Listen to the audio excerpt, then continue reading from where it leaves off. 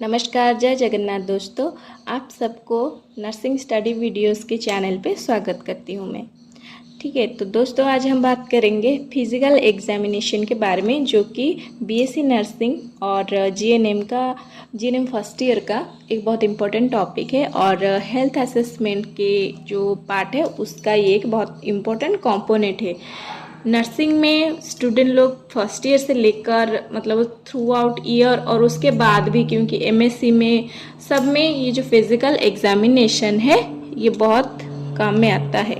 Physical examination जो होता है उसका डेफिनेशन हम ऐसे लिख सकते हैं कि physical examination involves the use of one's senses to obtain information about the structure and function of our area being observed or manipulated। मतलब जब हम फिजिकल एग्जामिनेशन करते हैं कोई इंसान और कोई पेशेंट का, तब हम उसको एक्सटर्नली बाहरी से देख के उसका थोड़ा बहुत मैनिपुलेशन करके हम उसके बॉडी में क्या प्रॉब्लम हुआ है उसको समझते हैं। एक नर्स उसको समझती है। लिख सकते हैं कि हम इसको जैसे कि एक पेशेंट का फिजिकल और मेंटल स्टेटस जानने के लिए करते हैं, और उसको कोई डिजीज हुआ है तो उसका क्या स्टेजेस है उसको जानने के लिए हम करते हैं, और उसको क्या एक शॉर्ट टर्म मेडिकल ट्रीटमेंट या फिर लॉन्ग टर्म मेडिकल ट्रीटमेंट चाहिए वो सब जानने के लिए आप ये सब लिख सकते हो।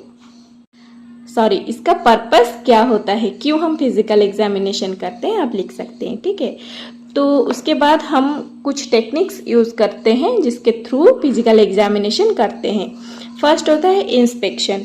इंस्पेक्शन मतलब जैसे कि कुछ चीज़ को हम बाहर से देख के समझते हैं कि क्या हुआ है। ठीक है, जैसे कि कोई चीज़ आप खरीदते हो या फिर कुछ भी यूज़ करते हो तो आप उसको अच्छे से देखते हो, परखते हो, उसके बाद आप उसको यूज़ करते हो। जब एक पेशेंट हॉस्पिटल में आता है, एक नर्स उसके साथ कम्युनिकेशन एस्टेब्लिश करती है और उसको मतलब जानती है, समझती है, देखती है कि पेशेंट कैसा दिखता है। उसका स्किन कलर ले सकते हैं, उसका आई कलर, उसका मतलब जीभ का कलर क्या है, और उसका मूड कैसा है, मतलब पेशेंट डिप्रेशन में है या फिर बहुत एक्टिव है। इस तरह से हम उसको इंस्पेक्ट करके उसको समझते हैं। ठीक है, उसके बाद आता है पाल्पिटेशन। पाल्पिटेशन मतलब होता है कि पेशेंट को टच करके फिंगर्स के थ्रू हम इंफॉर्मेशन गैदर करते हैं कि पेशेंट को क्या हुआ है।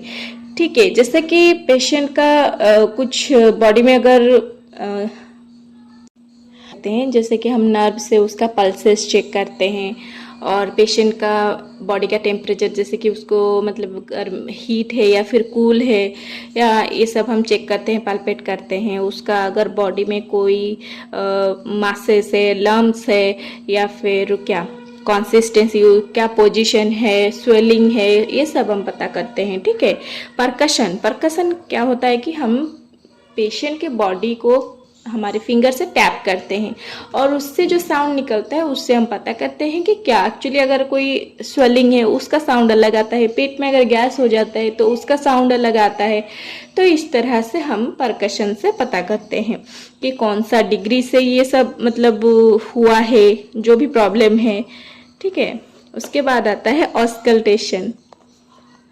ऑस्कल्टेशन से हम लोग सुनते हैं जो साउंड्स हमारे बॉडी में जनरेट होता है, जैसे कि हार्ट साउंड हो गया। ऑस्कल्टेशन से हम जैसे कि स्टेथोस्कोप यूज़ करके हार्ट का साउंड सुनते हैं, वो सब हम ऑस्कल्टेशन में करते हैं। उसके बाद मैनिपुलेशन मतलब कुछ चेंजेस करके बॉडी का जो मूवमेंट को चेंजेस करके हम पता करते हैं कि पेशेंट को क्या प्रॉब्लम हुआ है। जैसे कि उसके हाथ को ऊपर उठाने के लिए बोलते हैं, पैर को आगे पीछे करने के लिए बोलते हैं, चलने के लिए बोलते हैं, सर को घुमाने के लिए बोलते हैं। तो ये सब करने से हमको रेंज ऑफ मोशन भी पता चलता है और पेशेंट का क्या प्रॉब्लम है वो भी पता चलता है। शोल्डर का पेन या फिर पैर में पेन, नीज में पेन, और क्या बैक में पेन, ये सब पता चल जाता है। ठीक है, टेस्टिंग ऑफ द रिफ्लेक्सेस। बहुत सारे रिफ्लेक्सेस होते हैं जिसको कि जो कि सेंसरी परसेप्शन के अंदर में आता है।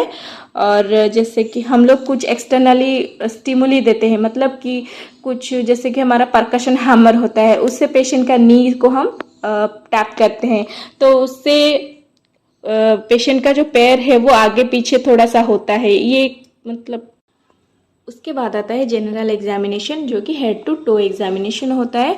उसमें आप पेशेंट का जनरल अपीयरेंस लिख सकते हो, जिसमें आप पॉइंट्स दे सकते हो, nourishment, body build, health, activity, ये सब आप लिख सकते हो।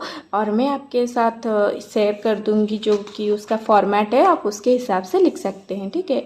मेंटल स्टेटस में कॉन्शियसनेस, लुक, उसके बाद पोस्चर आएगा, पोस्चर में बॉडी कर्व्स, मूवमेंट, उसके बाद आएगा हाइट एंड वेट, उसके बाद स्किन कंडीशन, कलर क्या है, स्किन का टेक्सचर, टेम्परेचर, उसका लीजन कुछ प्रेजेंट है कि नहीं, ये सब आपको लिखना पड़ता है।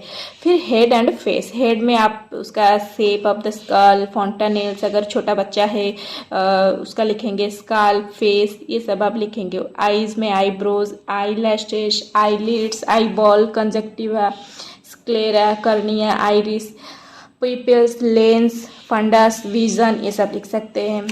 ईयर्स में external ear, tympanic membrane, hearing aid वो कुछ यूज़ करते हैं कि नहीं। फिर आएगा नोज, एक्सटर्नल नोज और नॉस्ट्रिल्स, ये सब रहेगा, ठीक है। उसके बाद माउथ एंड फेरिंग्स, माउथ में lips, order of the mouth, teeth, mucous membrane, okay, tongue. फिर नेक आएगा, लिफ नोड्स, थायराइड ग्लैंड, ठीक है। तो आप लोग इसमें से देख के लिख सकते हैं। चेस्ट में thorax, breath, sound, heart, breast. Abdomen में ऑब्जर्वेशन हम करेंगे कि कोई स्किन रैश है कि नहीं, स्कार है कि नहीं, एसाइटिस है कि नहीं, ऑस्कल्टेशन जो कि हम पढ़े थे उसमें बाउल साउंड पता चलता है, fetal heart rate heart sound पता चलता है। पाल्पेशन में हमको लीवर मार्जिन, पाल्पेबल स्प्लीन, ये सब पता चलता है। फिर परकशन में हम उसको कोई गैस, फ्लूइड, मास, ये सब प्रेजेंट है कि नहीं पता कर देंगे। उसके बाद आएगा एक्सट्रीमिटीज, उसके जो अपर एक्सट्रीमिटी जो हाथ है, लोअर एक्सट्रीमिटीज है, लेग्स है, उसका मूवमेंट को पता करते हैं। बैक में स्पाइना बाइफिडा या फिर कोई कर्व्स जैसे कि लॉर्डोसिस, स्कोलिडोसिस, ये सब हम पढ़े थे, वो सब हम इसको चेक कर सकते हैं। फिर जेनाइटल्स एंड रेक्टम में इंगुइनल लिम्फ ग्लैंड्स, और उसके बाद descent of the testis, vaginal discharge, pelvic masses, neurological test, फिर कोऑर्डिनेशन टेस्ट, रिफ्लेक्सेस और इक्विलिब्रियम टेस्ट फॉर सेंसेशन। मैं आपके साथ ये फॉर्मेट शेयर कर दूंगी, आप उसको देख के लिख सकते हो। अगर आपको मेरा वीडियो थोड़ा भी यूजफुल लगा और आपको अच्छा लगा, मेरे चैनल को लाइक और सब्सक्राइब कीजिए। Thank you.